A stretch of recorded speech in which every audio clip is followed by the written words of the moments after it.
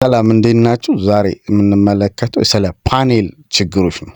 ፓኔል ችግሮች ቴሌቪዥኖች ቨርቲካል፣ ሆሪዞንታል እንዲሁም ዌሽድ እንዲሆኑ ያደርጋቸዋል ማለት ነው።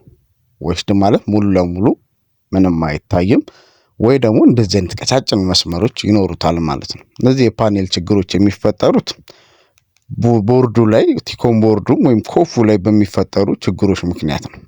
እነዚህ ላይ ቮልቴጆች አሉ። እነዚህ ቮልቴጆች ቪጂኤች የሚባለው ከ20 እስከ 30 ቮልቴጅ መኖር ያለበት ነው። ቪጂኤል ደግሞ -15 እስከ -5 ድረስ አማካኝ መነሻው 5 ሆኖ 15 ድረስ ይደርሳል። ከዛ ቀጥሎ ደግሞ ቪሲሲ አለ 3.3 ማለት ነው።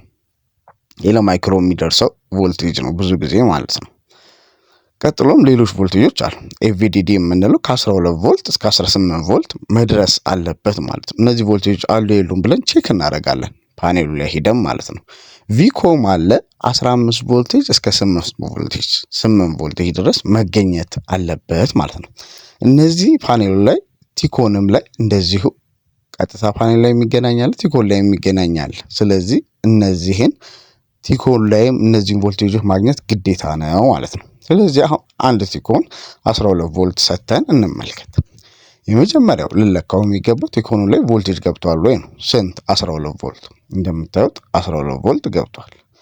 ከዛ ቀጥሎ ብዙ ጊዜ የምናገኛት ምንድነች? ቪሲሲ 3.3 ቮልቴጃችን አለች ወይ? ቀደም ያወራ ነው አለች። ከዛ ቀጥሎ ቪጂኤች 26 ቮልቴጅ አለ። ከዛ ቀጥሎ ምን አለ? ቪኮም አለ 8 ቮልቴጅ አለ አሁንም። ከዛ ቀጥሎ ምን አለ? 15 ቮልቴጅ ምን? ኤቪዲዲ 15 ቮልቴጅ አለ። ከዛ ቀጥሎ ምን መልሰን እንለካ ነው? ቪኮም ነው። ከዛ ቀጥሎ እዚህ ጋር ኢንፑት 12 ቮልቴጅ አለ በትክክል 3.3 ቪሲሲ አለ። ስለዚህ ያለካው ቮልቴጅ አለ። ንገሩኝ እሱን።